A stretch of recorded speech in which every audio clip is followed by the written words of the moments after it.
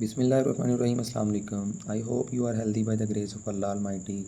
You are watching my YouTube channel Mubarak Ali official. Dear, हमने start किया था बायोमालिक्यूल एमडी कैट का। ये चैप्टर हम स्टार्ट किया हुआ था जो कि एमडी कैट के हवाले से बहुत ही इंपॉर्टेंट चैप्टर है। इसमें आज का जो हमारा लेक्चर है, आज हम बात करेंगे मोनोसैकराइड्स। तो मोनोसैकराइड की अगर बात करें तो मोनोसैकराइड के अंदर जितने भी कार्बन होते हैं ना, एक कार्बन के अलावा बाकी सारे कार्बन के पास क्या होते हैं, बेसिकली हाइड्रोक्सिल ग्रुप जो है ना मौजूद होता है। तो इसमें अगर बात करें, वो जो एक कार्बन है उसमें वो या एल्डो होगा या वो क्या होगा, कीटो होगा। तो ये दोनों एल्डो और कीटो ये क्या है, एक दूसरे के आइसोमर्स हैं। अगर हम बात करें मोनोसैकराइड के अंदर कार्बन एटम की, तो कितनी होती है, 3 से 7 कार्बन एटम मौजूद होते हैं। अब वो जो 3 मिनिमम में और 7 क्या हैं, मैक्सिमम में। तो इनको हम कैटेगराइज करें, 3 वाले मोनोसैकराइड को ट्राइओज बोलेंगे, 4 वाले को टेट्रोज बोलेंगे, 5 वाले को पेंटोज बोलेंगे, 6 वाले को एक्सोज बोलेंगे, 7 वाले को हेप्टोज बोलेंगे।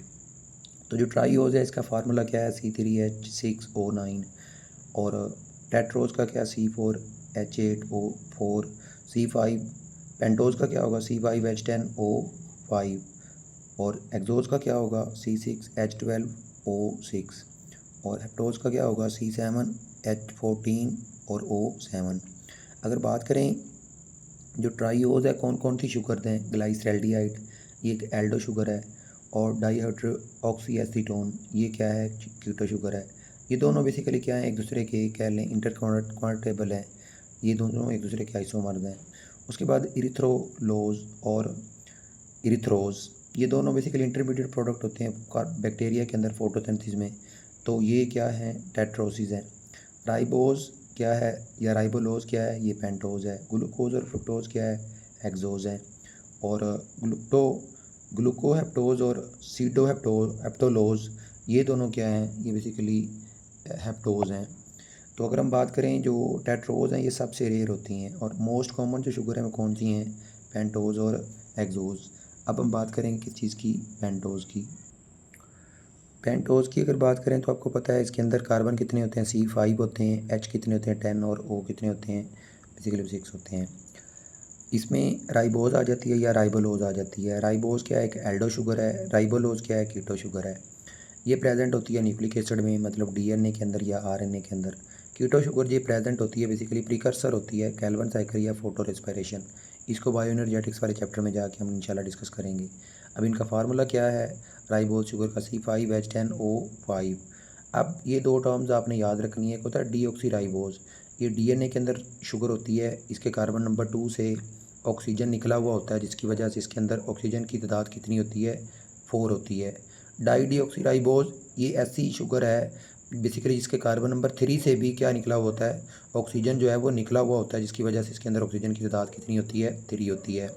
उसके बाद बात करेंगे नेक्स्ट, इसमें जो राइबोलोज है, इसमें ख़ास तौर पे ये नंबर ऑफ़ चिराल एटम के ऊपर या कायरल कार्बन के ऊपर क्या करेंगे, ये इसकी अगर बात करें तो ये आइसोमर्स होते हैं, जिसका फार्मूला क्या होगा, 2n। अब ये जितने नंबर ऑफ कायरल कार्बन होंगे उनको n की जगह पे पुट कर देंगे, तो आपके पास वो उस मालिक्यूल के जो आइसोमर हैं वो आपके सामने आ जाएंगे। फ़र्ज़ करें आपके सामने ये एक शुगर है जो कि राइबोज शुगर है, जो स्ट्रेट कार्बन शुगर है। तो इसमें आप देखेंगे कार्बन 2, कार्बन 3, कार्बन 4 ये बेसिकली नॉन एसिमेट्रिकल कार्बन है, जो डिफरेंट तरह के कार्बन दूसरे 4 एलिमेंट से क्या हुए हैं, जुड़े हुए हैं। ये फंक्शनल ग्रुप है और ये लास्ट कार्बन है। तो ये बेसिकली अल्फ़ा राइट हैंड, और बेसिकली राइट हैंड इसमें क्या होगा, रोटेशन होगी, और जिसकी वजह से ये OH और इधर से ये वाला जो H है ये निकल के वाटर का मालिक्यूल निकलेगा और ये एक रिंग स्ट्रक्चर में चेंज हो जाएगा। अब रिंग स्ट्रक्चर में देखें, ये कार्बन नंबर 1 था, ये कार्बन नंबर 1 आ गया, ये कार्बन नंबर 4 था, ये कार्बन नंबर 4 आ गया। इसके दरमियान ये ऑक्सीजन आ जाएगा और इनके दरमियान वाटर का मालिक्यूल क्या हो जाएगा, निकल जाएगा।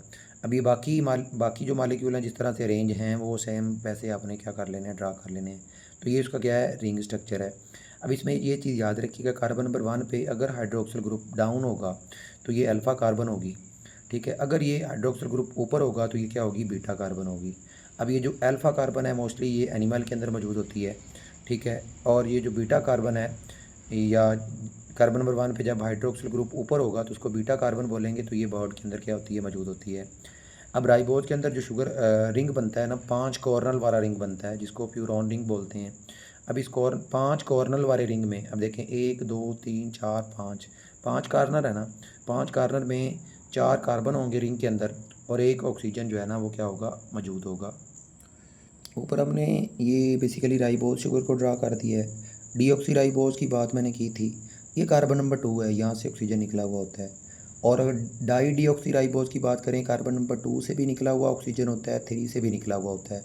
इस वजह से इसको बोलते हैं डाई डीऑक्सी राइबोज और इसके अंदर ऑक्सीजन 3 होते हैं। तो ये बेसिकली राइबोज को हमने देखा। बात करेंगे इसके साथ ही किस चीज़ की, हेक्सोज की।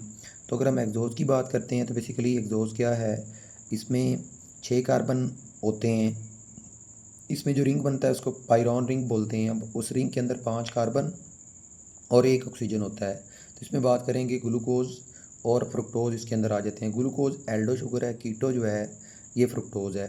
ग्लूकोज की बात करें तो ये 0.08% जो है ब्लड के अंदर मौजूद होता है। ये फ्री फॉर्म में भी होता है, कंबाइन फॉर्म में भी होता है, या डेक्सट्रोज के अंदर भी क्या होगा, मौजूद होगा। डेट्स, फिग्स और ग्रेप्स ये इसके सोर्स हैं।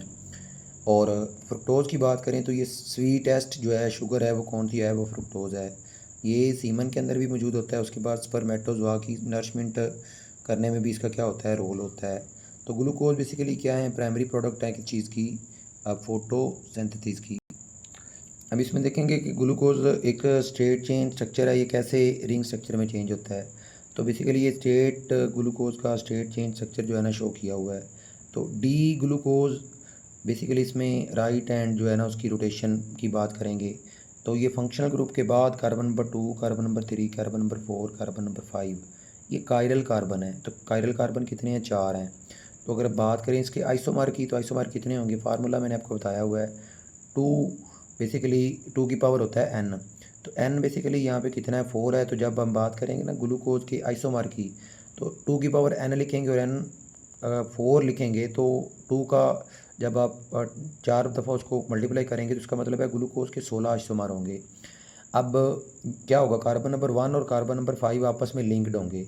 इसका OH और इसका ये वाला H, ये वाटर का मॉलिक्यूल निकल जाएगा। ये देखें कार्बन नंबर 1 है और ये कार्बन नंबर 5 है, इनके दरमियान ऑक्सीजन आ जाएगा। तो कार्बन नंबर 1 का जो क्या होता है इसमें, ये मॉलिक्यूल जो होंगे ख़ास तौर पे ये क्या हो जाएंगे इसमें, और दूसरे के ये OH वाटर का मॉलिक्यूल निकलेगा। तो ये carbon number 1, carbon number 2, carbon number 3, 4, 5 और 6 जो है वो बाहर चली जाएगी। तो इस तरह से ये स्टेट चेन किस में कन्वर्ट हो जाएगा, रिंग स्ट्रक्चर में चेंज हो जाएगा। सेम उसी तरह से अल्फ़ा ग्लूकोज की क्या कहेंगे, अगर हाइड्रोक्सिल ग्रुप डाउन होगा।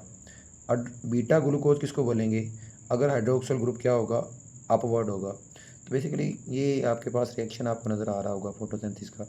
तो बेसिकली इसके अंदर जो सनलाइट स्टोर होती है ना, अगर हम सिंथेसिस करते हैं 100 ग्राम ग्लूकोज की तो उसके अंदर जो सनलाइट स्टोर होती है वो कितनी होती है, 71676 मतलब 7176 kilo calories. 10 gram glucose synthesise करेंगे 717.6 किलो कैलोरीज, और 1 ग्राम ग्लूकोज सिंथेसाइज करेंगे तो उसके लिए कितनी होगी, 71.76 किलो कैलोरीज। तो इस तरह की वीडियो को देखने के लिए चैनल को लाइक और सब्सक्राइब कर दे ताकि आने वाली वीडियो का जो नोटिफिकेशन है वो आप तक आता रहे। थैंक यू, अल्लाह हाफिज़, अस्सलाम वालेकुम।